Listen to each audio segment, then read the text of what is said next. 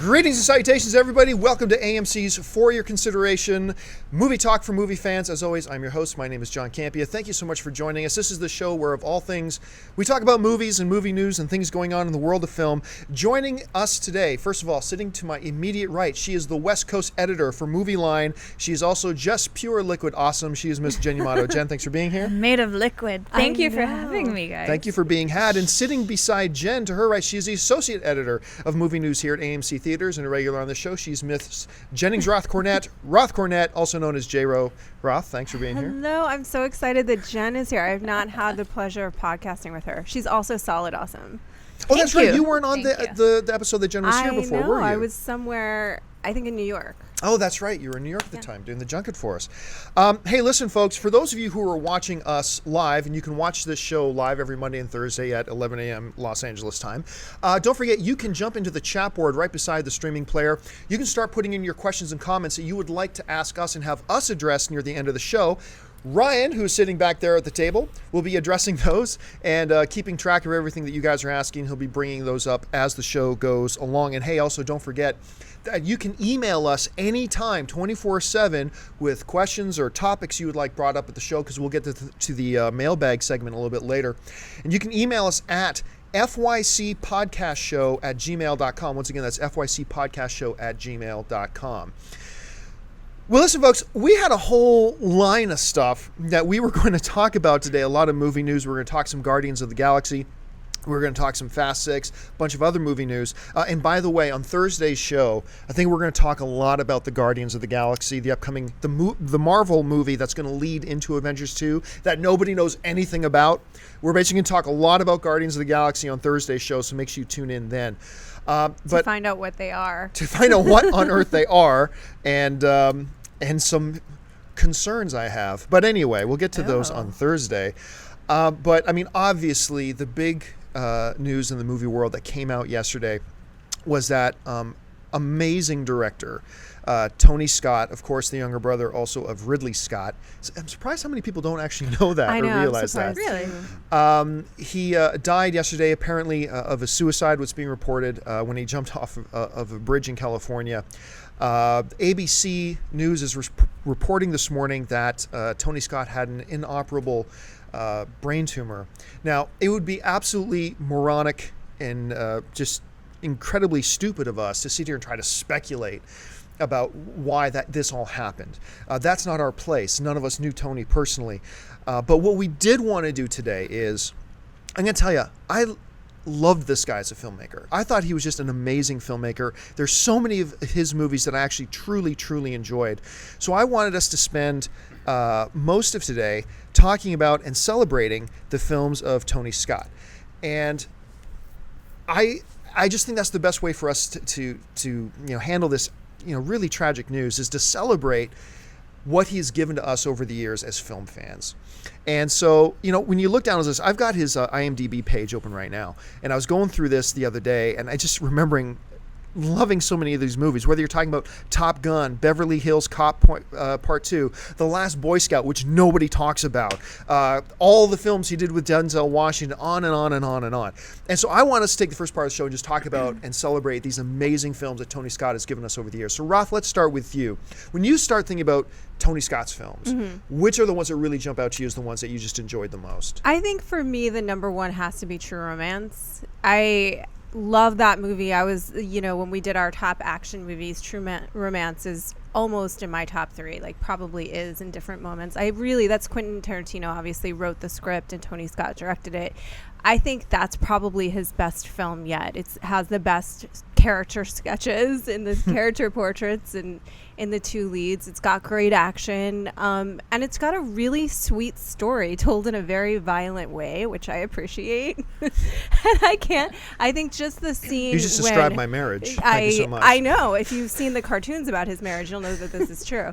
And I think that the scene where Patricia Arquette is just getting the living tar beat out of her and she starts laughing, just laughing in this guy's face, is for some reason to me so iconic of the appropriate response to have in that moment, because it saved her life.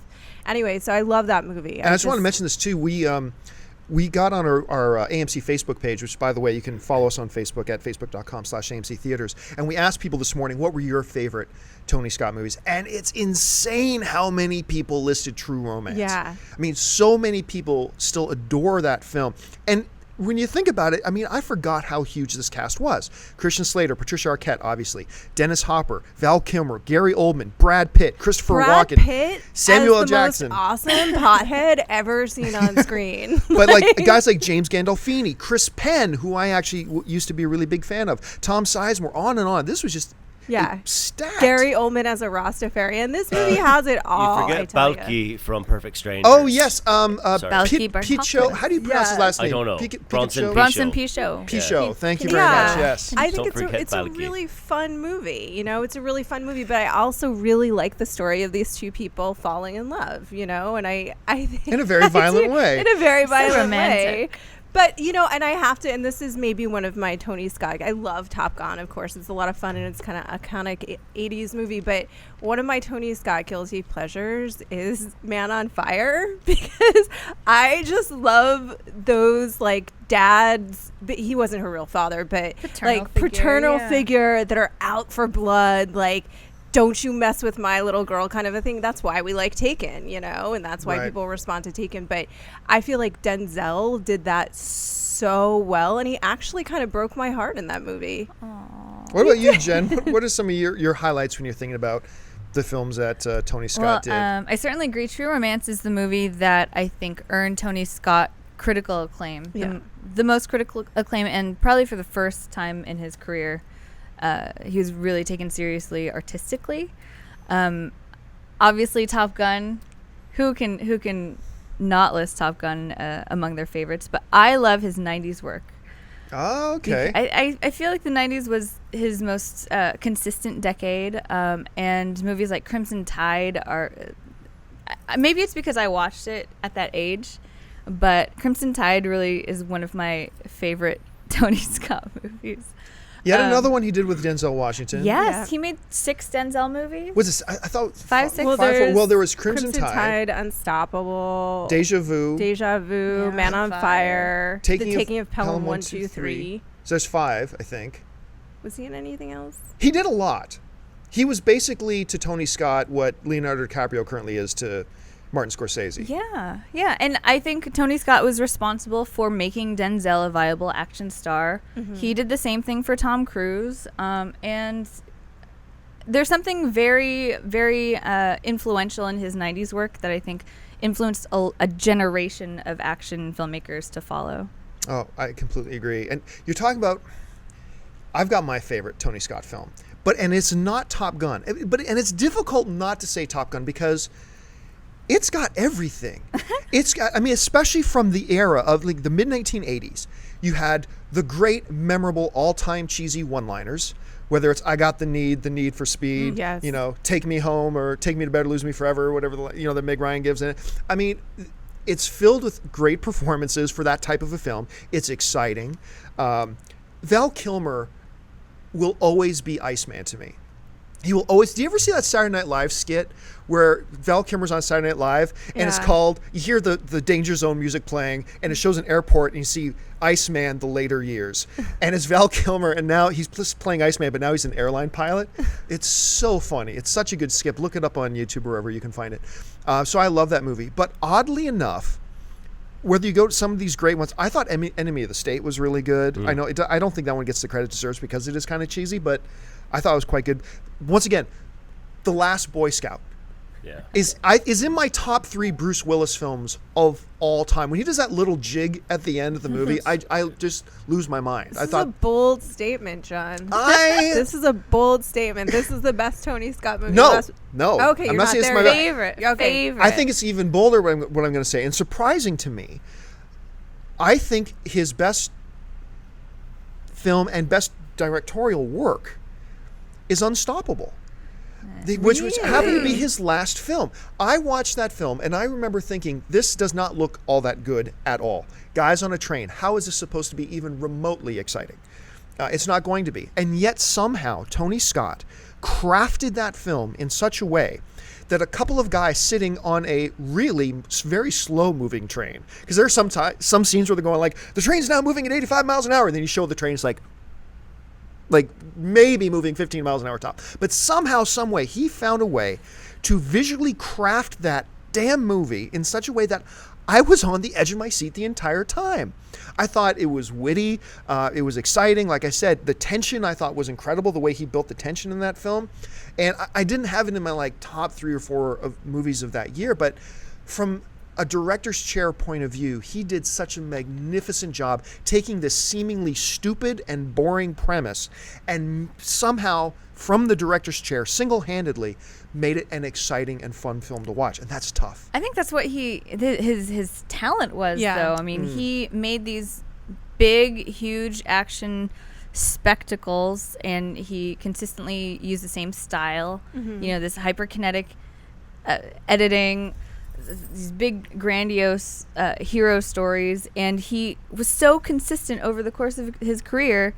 This wasn't like high art, Unstoppable Right. is not high art, No. but it is really entertaining, and he was a real action success story. Yeah, I think that True Romance stands out as the thing that feels least Tony Scott-like to me. Or The Hunger, which or is The Hunger, yeah. a movie that I kind of love. Lesbian vampires. Yeah.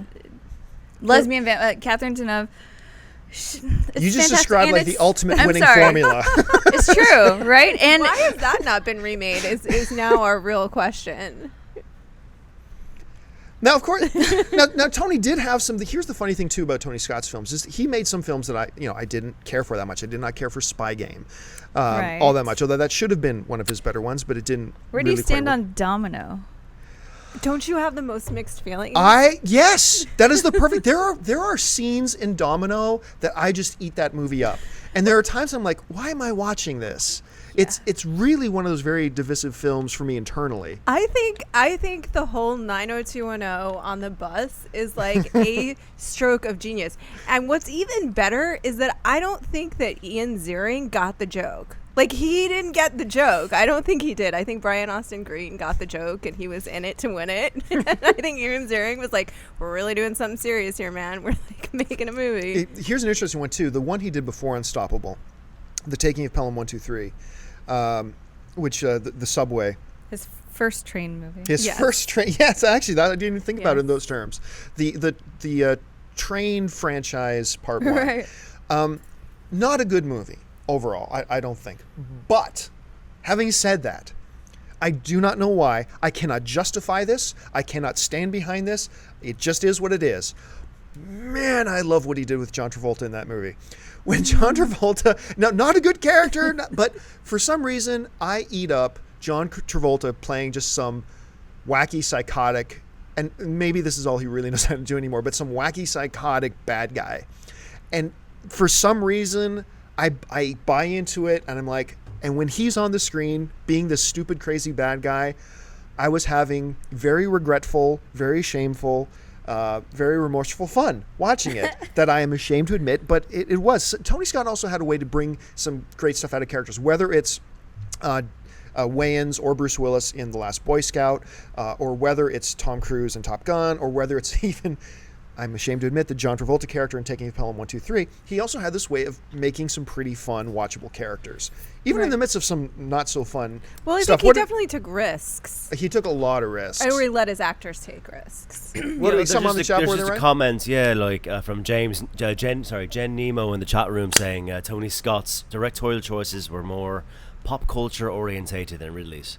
Than what? We're more pop culture orientated than Ridley's. Than Ridley's. Yeah. Oh, well. Like he was a lot more. His films informed culturally, like the cultural consciousness, like with the dialogue. More than Ridley's? Yeah, that's what he's. No.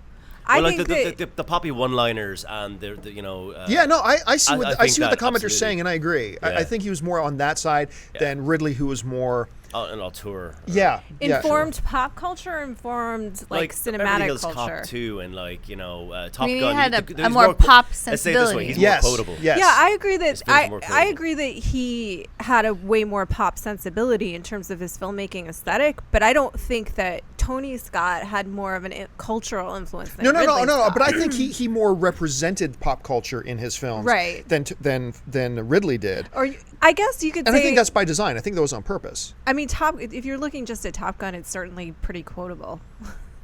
More than, but I mean, I don't know. Aliens quoted, But I think Aliens becomes quotable. I think Ridley Scott's films become a part of the pop culture. Tony Scott's represented the pop culture. Okay, yeah, You know what I I'm would agree saying? with that. I would kind of say that. And the funny thing was, he was still incredibly busy. I'm looking at, I'm still on his IMDb page. I noticed this last night. He currently has 27 titles in his in development listings. Yeah. 27 titles. A lot of people don't realize that him and his brother also had a production company together called Scott Free. Scott Free. Thank you. Where they produced television shows like Numbers and a couple of others. They The did a Good lot. Wife. Yep. He was one of the producers on Prometheus with Ridley. He was an executive producer on The Gray. Yes, yes, he I was. love that movie. And a TV version of The Hunger in '97. Right. More TV lesbian series. vampires. And they had the Scott brothers have a series coming out in September. Yeah. That's right. Which was that? It's called Coma. Coma, Oh, that's right. Yeah. For some reason, I had it confused with the submarine show that's coming out. There's a Last Resort. submarine show coming Yeah, out? where like an And American Crimson submarine Tide? turns against the U.S. or the Oh U.S. my God, I'm Navy. so there. Yeah, that's. I can't that's a remember. different one. That's, Crimson Tide, the TV show. Crimson Tide, the TV show. It's time. series. It's time, It's people. past time. that's Sean Ryan's. New Well, listen, folks, for those of you who are in the chat board, just keep throwing in what you think. If we haven't mentioned a Tony Scott film that you think is actually the best and your favorite, then go ahead and throw them in the chat board, and we'll have Ryan read off a couple of those a little bit later. And by all means, don't forget, the end of the show, we dedicate the last segment to just addressing the topics and the questions that you guys have, so start throwing those in there now. I think we'll leave the Tony Scott topic at that. I mean, it's such a loss to those of us in the film world and who have appreciated and loved his film so much over the years. I am going to probably go home later tonight and watch The Last Boy Scout again. I haven't watched that movie in years. But right now, I just want to remind you guys that this weekend, opening in AMC theaters everywhere, is the new Joseph Gordon-Levitt film, Premium Rush. Now, recently, our very own J-Ro, Ralph Yes. Cornett, had a chance to go down and talk to... We'll talk about this interview. You spoke to Joseph and his co-star in the film. I did, and we're now all dating, and it's very magical what occurred. Yes, I went down, I talked to them about riding bikes. They had a very interesting discussion about what is safer or not, cars or bikes, and talked about the film and the inspiration for their characters and so on. It's All very right. fascinating. We're going to get to the mailbag in just a second, but for now, check out this Roth's interview with Joseph Gordon-Levitt about Premium Rush. So what did you guys learn about the sort of culture of bike messengers in your research on this film? Is there competition? Are there races? Do certain bikes identify them differently? There's definitely races that do happen Very within serious races. the community. It's actually a very cool community. It's gritty and people. I don't know. I just feel like it's a whole different side of New York City, in my opinion, that you just haven't seen, and that's something that we sort of go and tap into throughout the movie. And there's an underlying kind of subversive quality to it that I like, because so much of American culture is about cars, and their whole thing is like that bikes are better than cars, which I kind of agree with, you know? I mean, There's a lot more accidents that happen on a bike, though. there's more accidents than cars. Really? It's like the third highest cause of death in this country is car accidents. Wow. Well, I fell off my bike every day, so I felt. But did you die? I did not die. I did not die, Joseph. So yeah, So fall off your car when you're riding on the freeway, you don't get up. that's true. Did you guys find that you kind of developed a relationship with your bike, the bike that you're using in the film? Definitely. Oh yeah, I wanted to keep the bike after. I actually got the bike that I got to train on because I was just so attached to it. Your characters kind of represent two divergent ideas about how to live your life a little bit. I mean, it's not sort of overplayed or anything like that, but is that something that appealed to you in the script? Well, there's, I think the character I play, Wiley, he's just very present. And has really no consideration for the future. And And my job is to kind of remind him that there is a future. That sometimes you should ride with a break, but that's life, you know. And I think that's one of the things that I loved about playing her, because I think she was very honest and real to a young girl that's just graduated college and is thinking of the future and is in love with someone that's sort of living in the moment. And let's give credit to Dave Koepp, the writer and director. Yeah. It's a cool metaphor to ride without brakes and use that as the way that this character approaches life and love. It's a smart, clever little thing that he instilled in his Chase movie. We find a good compromise. Yeah. A great compromise. I agree, it is a cool metaphor. I mean, and the film is kind of interesting because it's a chase movie, like you said. It's a day in the life of this world that we don't know much about. Yeah. Most people don't know much about. And then it's a little bit of a romance and a quasi-minor heist. How would you guys describe it to audiences? I think it's a gritty sort of New York vibe, young feel at a new innovative sort of romance story. Yeah, I would say it's just really fun. It's a really good time if you want to just like get your heart going and maybe get inspired to ride a bike. Thanks so much. We're really looking forward to seeing this on AMC screens. Thank you. Hey, and we're back. So once again, folks, don't forget, Premium Rush opens in AMC theaters everywhere this weekend. You can get your tickets, showtimes, theater information 24/7 right now, as a matter of fact, by going to www.amctheaters.com. Just before we get into the mailbag here, I wanted to bring up one thing. In light of the tragedy with Tony Scott, if you are somebody or know somebody who is facing a very, very tough time, we want to encourage you to call the National Suicide Prevention Lifeline. You can call them anytime at 1-800-273-TALK. That's 1-800-273-TALK. With that being said, it's time for us to get into the mailbag. Folks, we encourage you all the time. You can email us anytime at fycpodcastshow@gmail.com to give us your comments and questions you'd like us to address on the air. We pick a couple of them, and Ryan's got some of them set out in front of him right now. So, Ryan, what do we got in the mailbag? Yes, from the mailbag, we've got a few questions coming in from Christy from Liverpool, England. From Liverpool? Yeah, okay. Liverpool. Regarding our discussion about the inevitable Batman reboot, I'd like to hear your thoughts on what direction and tone they'll go for. I would like to see them go to the Arkham Asylum City route. Not necessarily a direct adaptation of the games, but just the tone of the game. Both games balance realism and grit with a fantastical element which allows for characters such as the Penguin and Mr. Freeze to be featured without ever seeming stupid or childish. Going this route may help Warner Brothers compile their Justice Leagues they so desperately want. Love the show. Thanks. Jen? I think the inevitable Batman reboot, which I think we discussed last time I was We did, yeah. Hey. Which will probably happen next week. Yes. Announcement coming any day now, right? Yeah. I think at this point you can't not make a comic book movie for grown-ups or that appeals to grown-ups. So I think it has to have some darker, more serious element. But at the same time, they're going to want to differentiate this franchise from the last one. So, I mean, I think that tone, the change in tone. I mean, what was the writer, the person's name, the commenter's name? That was Chris D. Christy. Chris with the D. initial D at the end of his name. Chris D. Chris D. Yeah. I think that sounds totally on point. I mean, I don't want to see a totally goofy superhero movie. I think we're going to get that in Guardians of the Galaxy. You don't want the silver nipple buttons again on the Batman suit? Cod pieces, yes. Codpiece, yes. I think Guardians of the Galaxy, for me, looks like the next goofy superhero property, and I don't know how I feel about that. I think what you must do in any Batman reboot is you must resist the urge to just copy Christopher Nolan's tone exactly. Yeah. I mean, you got to create your own film. I think one of the things I like so much about the new Spider-Man film was that it was the same story, but it was a very different tone. Like it just felt like a completely different movie, even though it was very much the same story. And I think that's what they got to do. If you just try to copy Nolan, look, comparisons to the Nolan version of the films is inevitable. It's going to happen no matter what.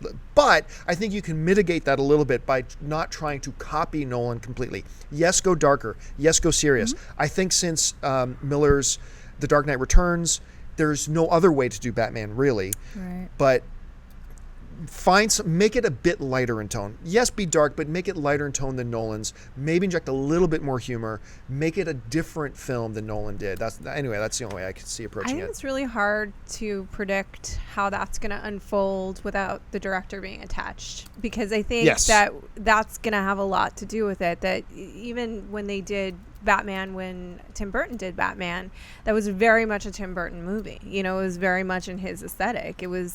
The only thing missing was Captain Jack Sparrow.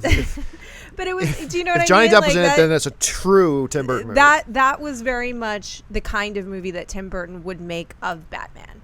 And then what Nolan did was very much the Nolan Batman movie. So I think what they're going to have to do, and what they're probably looking to do, is figure out who the next director, who is an auteur in the sense that they have a style that you can define as them, you know, as sort of singularly that person's style and aesthetic.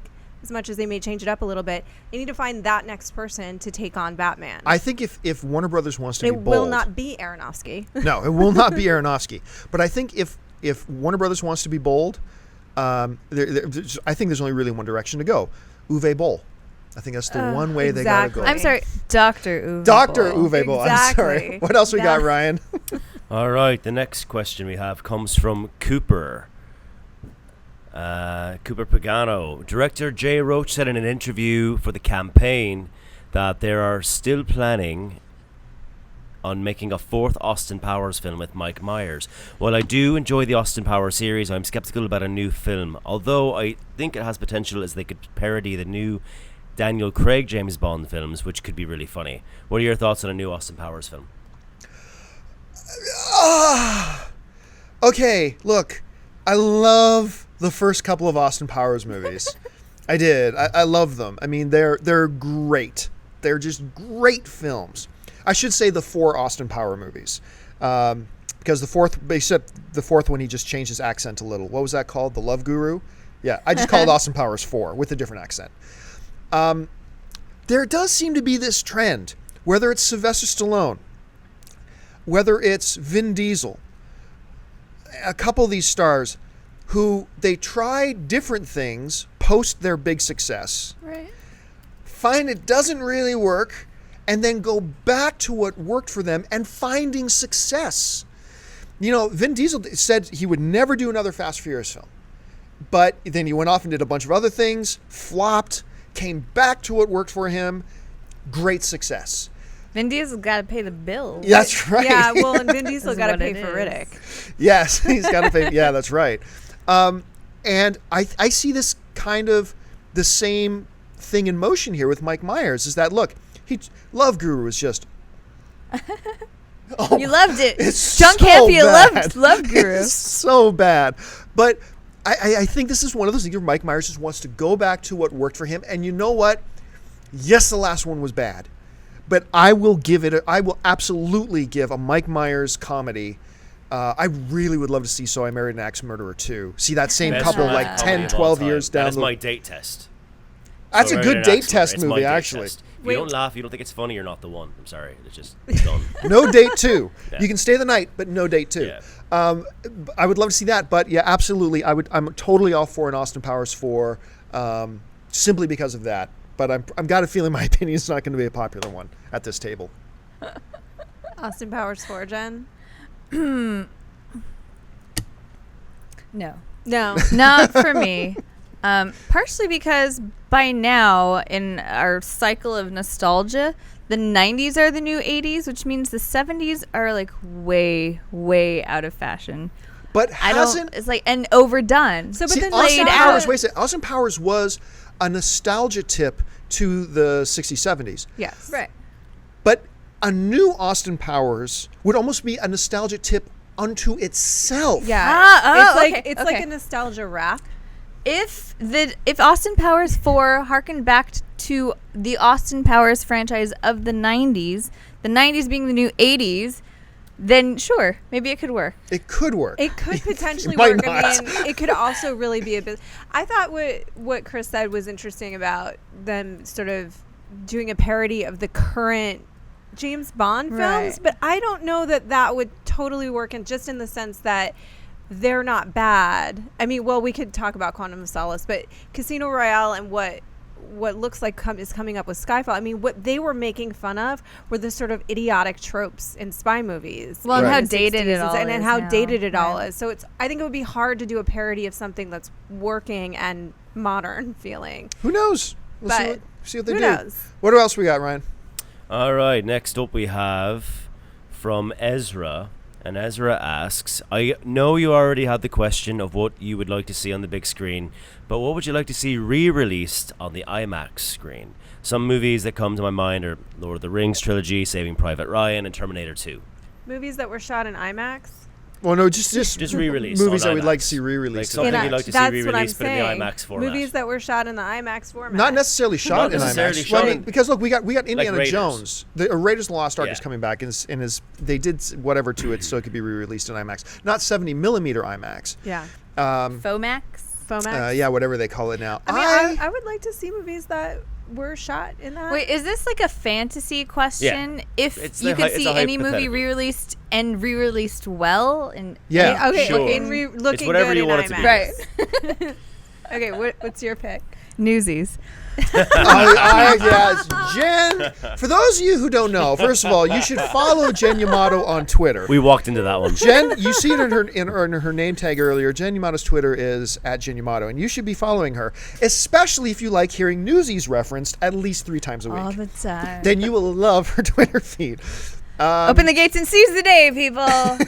Newsies and IMAX. Let's make it happen. Let's not. Thank you for that question. I disagree with you on that. What else would you like to see in IMAX? I always, when it comes to that, I always want to see movies that are beautiful. That are known to be gorgeous. I mean, the ones that are coming, you're going to argue with me again, because the ones that are coming to my mind immediately again are like Hero would be great to see in IMAX. The Jet Li Hero? Yeah, Absolutely. that would be great to see in IMAX. That is. I've said this for years now. That is single-handedly the most beautiful, artistically, the most beautiful film you can ever watch on screen. I think Which? the use of color. Hero.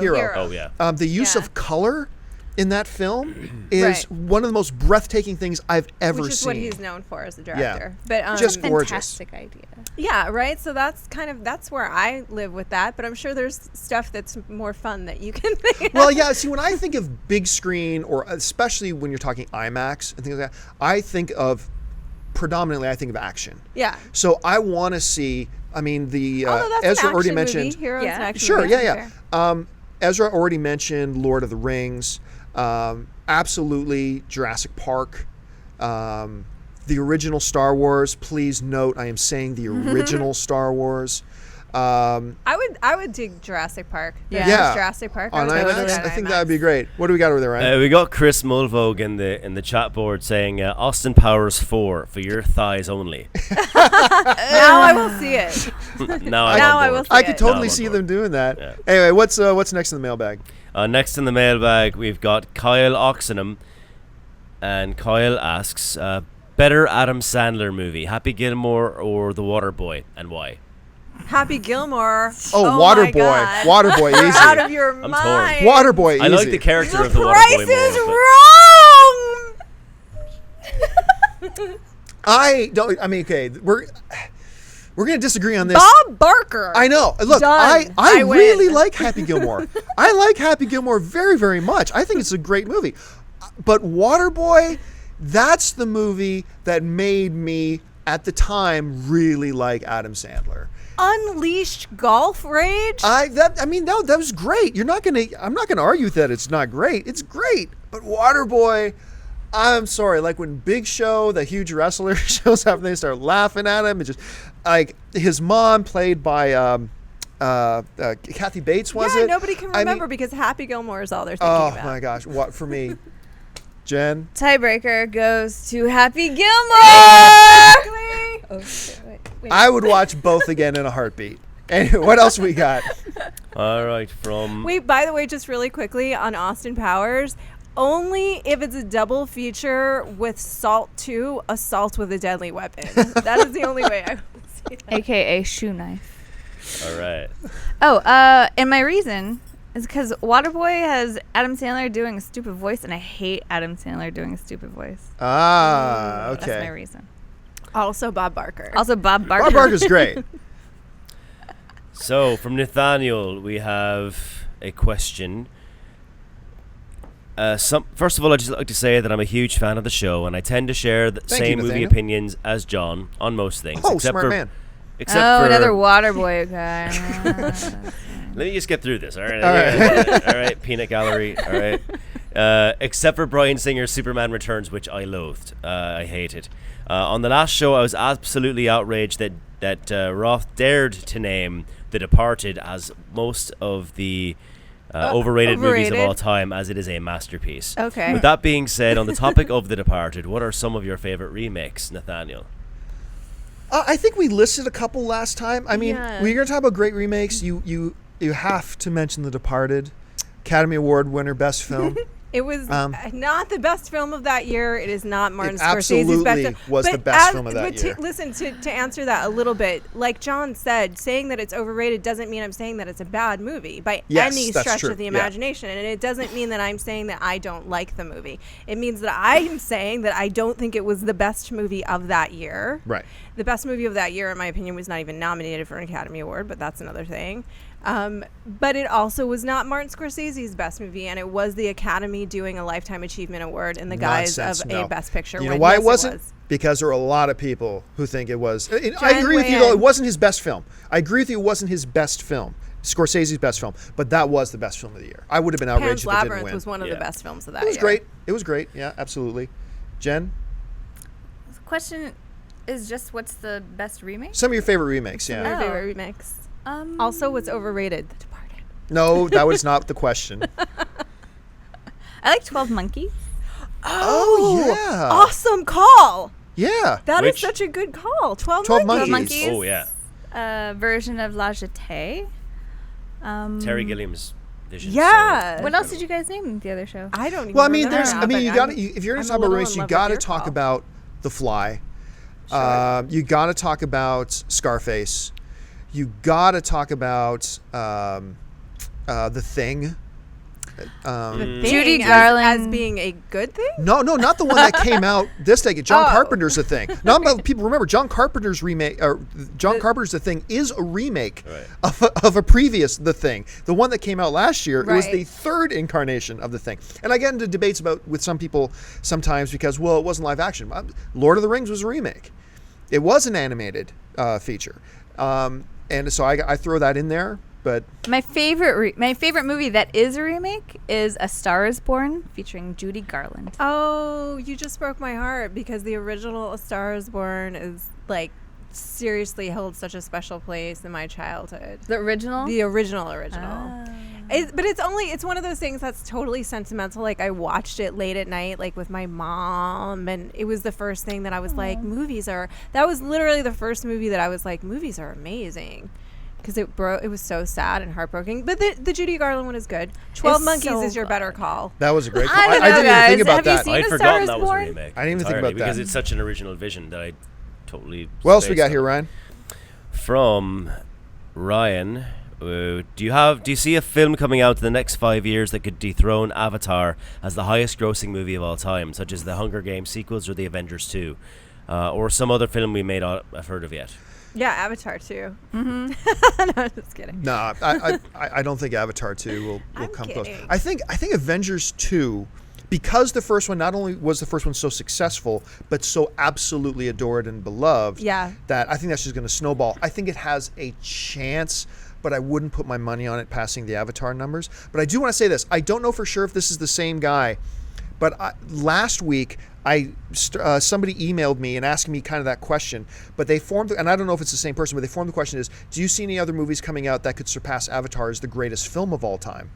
And I remember I wrote back to them. Sorry. And I wrote back to them and said, do you mean highest box grossing? I think office they of all meant time? highest box Or do office. you actually mean greatest film of all time? He said, well, and the person responded to me and said, well, I think the highest box office film of all time is the greatest film of all time. Okay. And it's like, That's well, it's just, definitely a perspective. that is sure. definitely a perspective.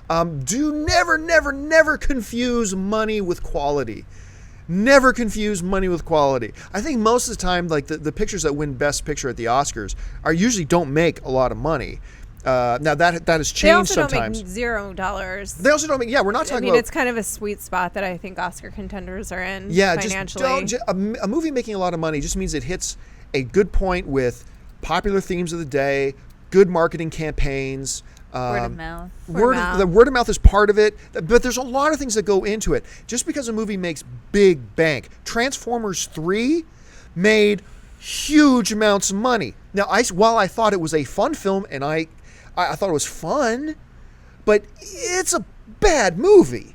I mean, you can't put that in, oh, this is one of the greatest films of the year because it made so much money. Can't make that mistake. Having said all that, and all kidding aside, I would not put it past Cameron to deliver a movie that he's eclipsed his own box office a couple of times now. He's eclipsed his own record a couple of times now. So I honestly think, look, it could be the Avengers. I don't think it would be the Hunger Games sequel. No chance. No chance.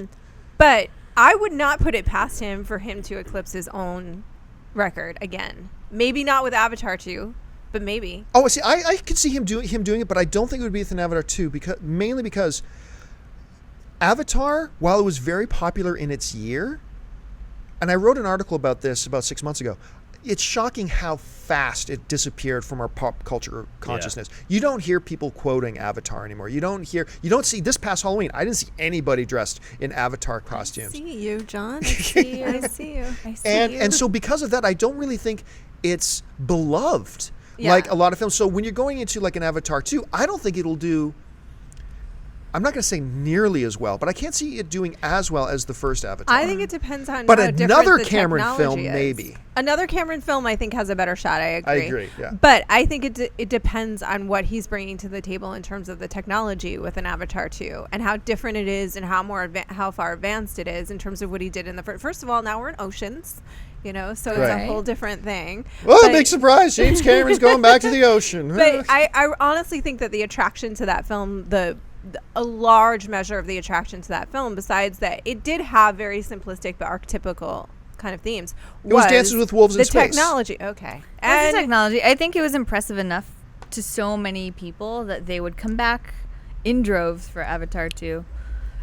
I don't know if it will make as much money, but I think it probably will come the closest to any other movie. It's one of those films that visually, it's just one of those films I kept telling everybody, look, it's not my favorite film of the year, but I think it's a film everybody's got to see at least once. It was a have to see it movie. He did visual things in that film that have never really been done before. Exactly. And you had to see. You absolutely had to see. They affected cinema.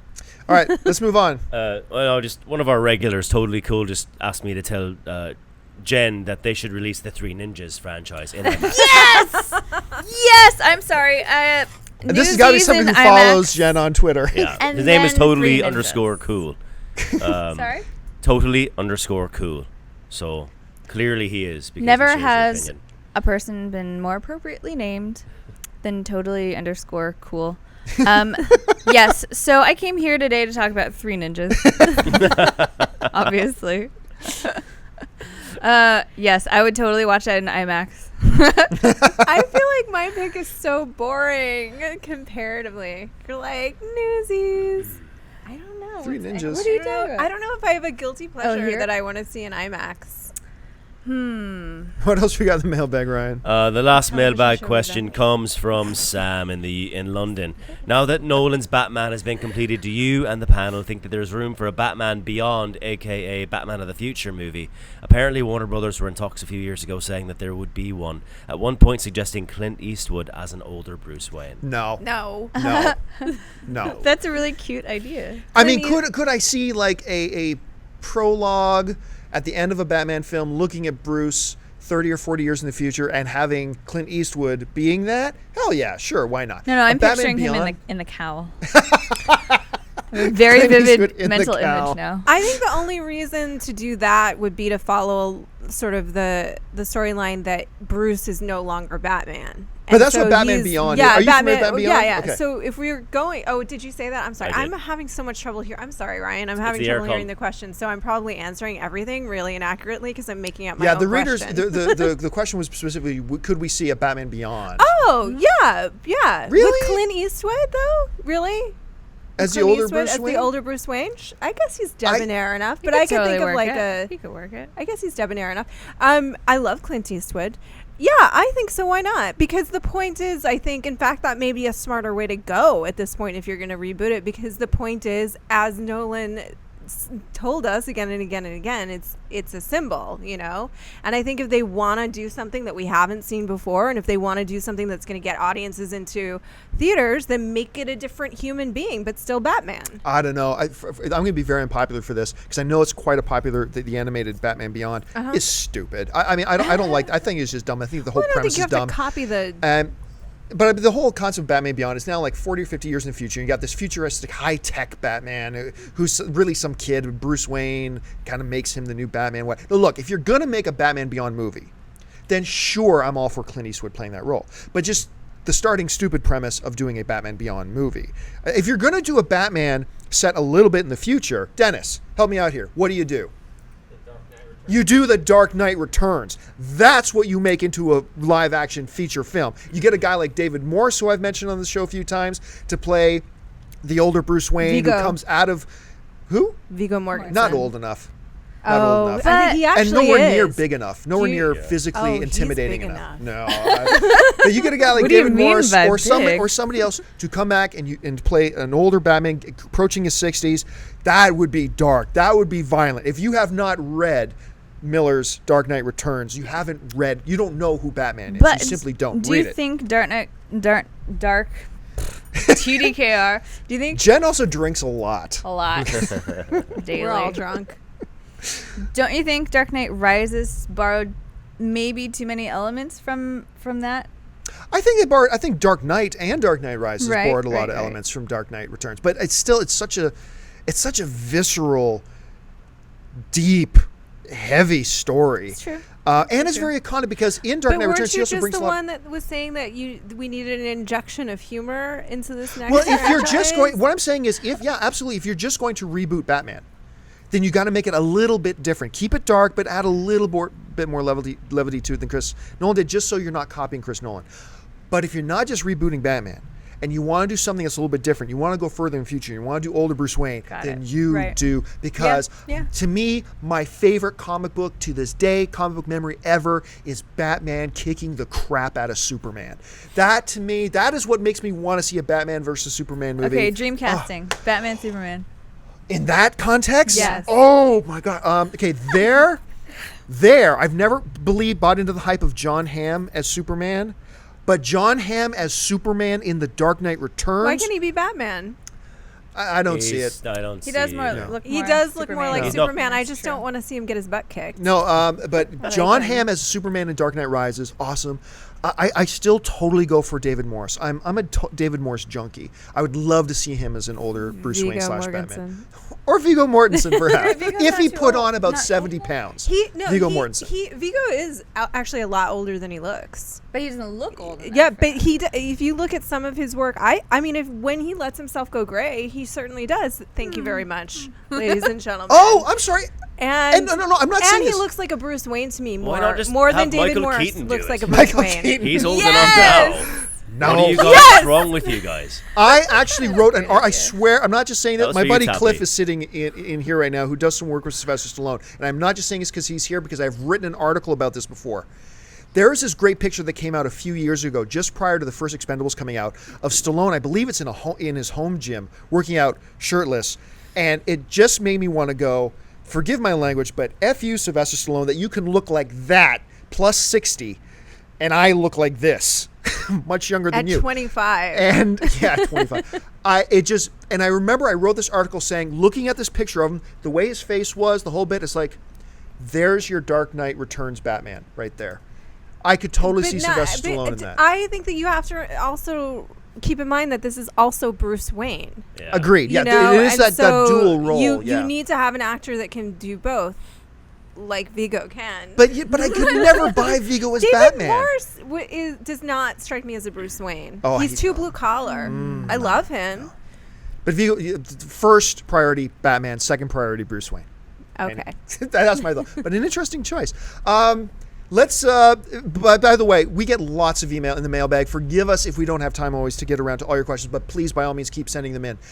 But now let's go over to the chat board. A bunch of you folks have been watching us live. So, Ryan, what do we got coming at us in the chat board?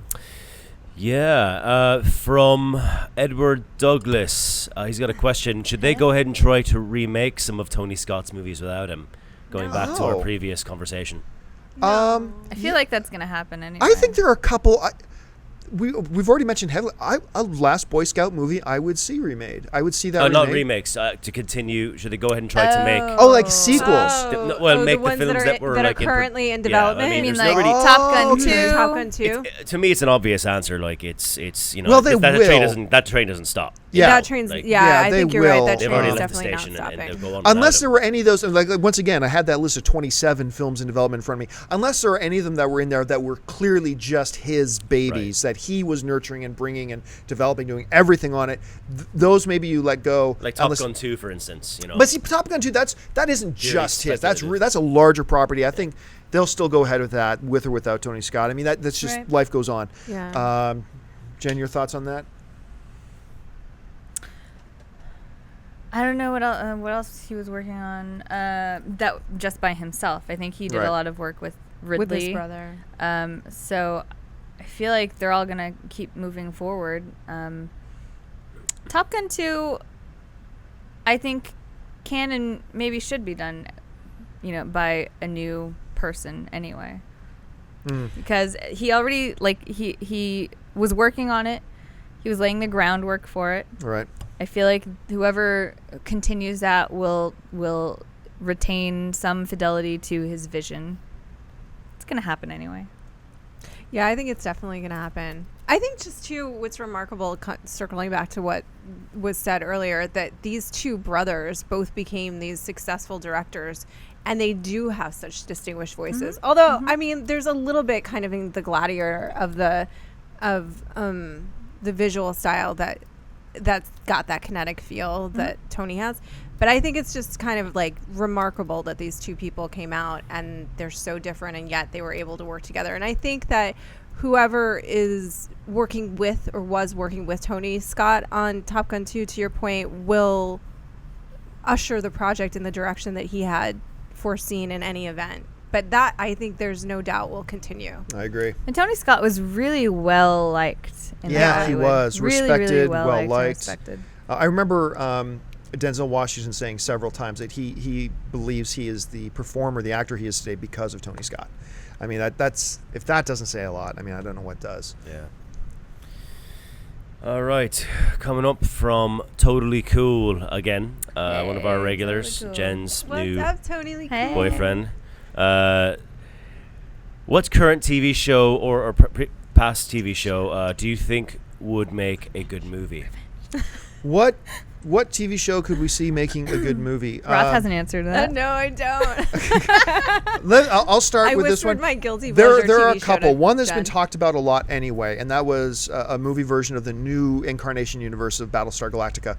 I think the first 2.5 seasons of Battlestar Galactica, some of the all-time best television. Yeah. The episode, this won't mean anything to people who didn't watch the show, but the episode, The Second Exodus, I believe was the name of the episode, might have been my favorite single episode of television I've ever seen in my life. And that's the one where, of course, Galactica comes back to the planet to rescue everybody off the planet. It's breathtaking. I've never seen anything like that in a television show before.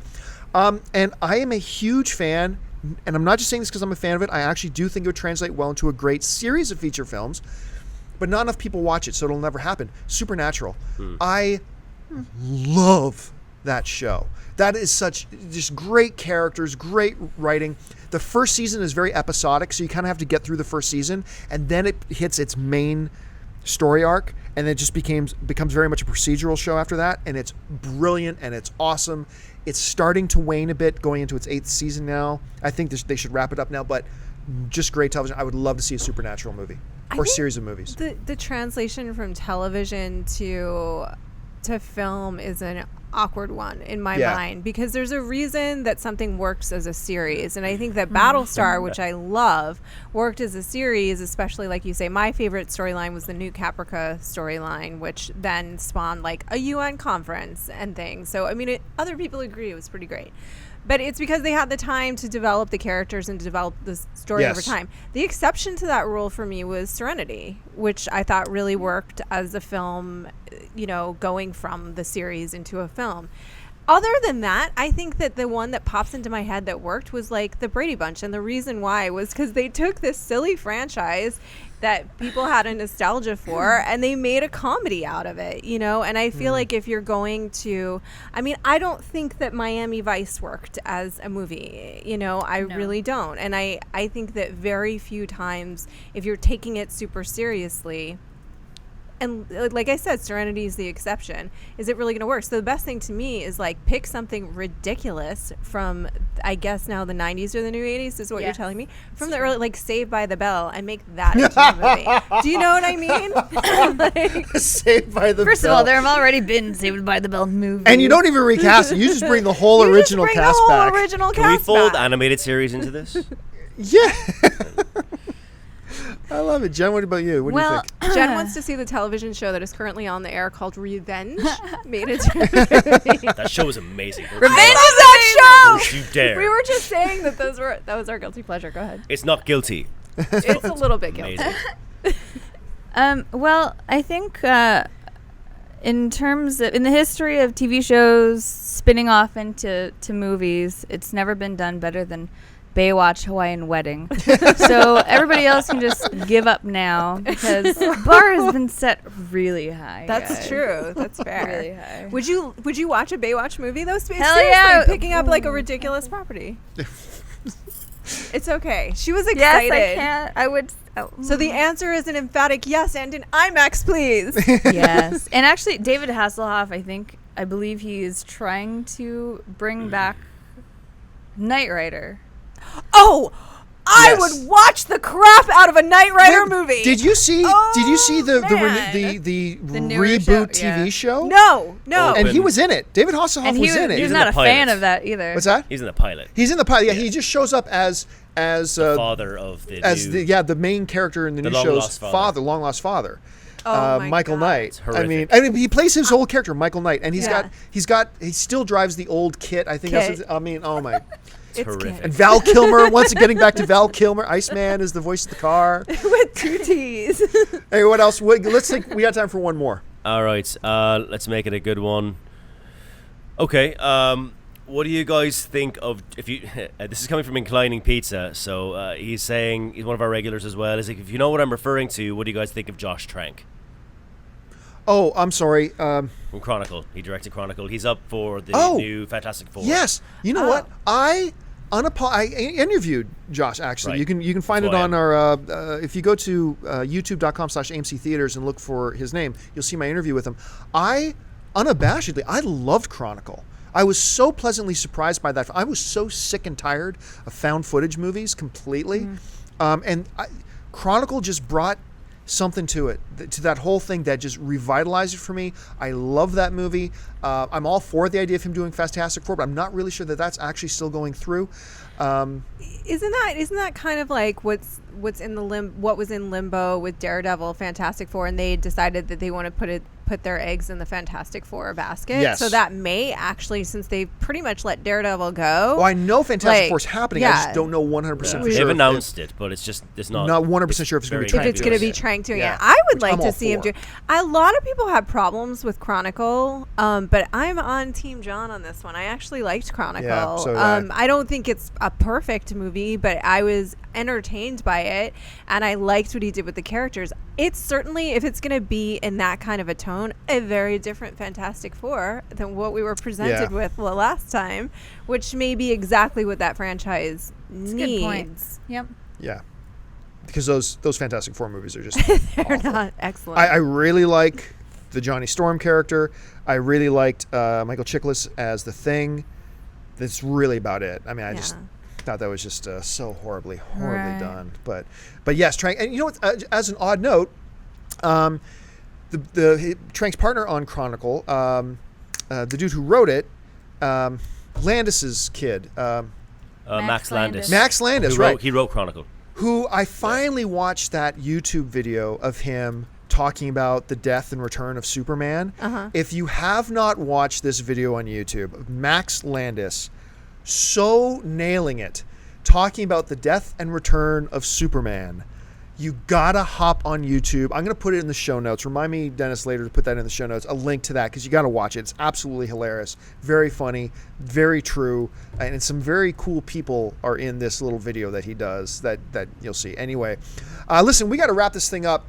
Thank you so much for joining us. I want to remind you, though, for those of you who are watching us live, you can watch us anytime. First of all, subscribe to our YouTube channel. That's at youtube.com/AMC Theaters. All the episodes of For Your Consideration go up there. But also, you can watch us on your TV at home. If you have an Apple TV, if you have a Roku box, if you have a Boxy, just go to podcast, search for Your Consideration on any of those various set-top devices, and you can watch For Your Consideration in HD on your TV at home. And who doesn't want to see Jen's face in HD on your TV at home? I was just thinking about how frightened I was that anybody would possibly be seeing my face in HD on their television. So you can find us there anytime. And for those of you who Virginia. are watching us on YouTube right now or at home on TV, you can join us live and hop in the chat board and interact with us Mondays and Thursdays at 11 a.m. Pacific Standard Time, 2 p.m. Eastern Standard Time. Make sure you join us there, and we'll make sure we have the link in the show notes for that as well. Anyway, we will be back Thursday, where once again we are going to be talking about Guardians of the Galaxy. Don't know anything about this new Marvel film coming up? You're not alone. Basically, nobody does. So we're going to be running down what this film's going to be about and how it's going to roll into. It's going to be the final Marvel movie rolling into the Avengers 2. We're going to talk about the significance of that. Until then, I want to thank Jen Yamato for joining us again. Don't forget, you can find her at movieline.com. Follow her on Twitter at Jen Yamato. I want to thank once again Jennings Roth Cornett, J-Ro. Thank you. In the interim, Jen and I are going to be pitching Revenge the movie. Yeah, they're going to start furiously working on a script as we go. Crossover with Three Dennis Ninjas. Zen, who runs this whole thing, sitting over there, who is off camera right now. Ryan McGuffey back there, channeling the chat board and throwing all the questions at us. And, of course, to you, thanks again for joining us. Don't forget, you can get your theater and showtime information 24/7. Get your movie tickets at amctheaters.com. Don't forget to follow us on Facebook and on Twitter. And once again, subscribe to this YouTube channel. My name's John Campia, and until next time, bye-bye.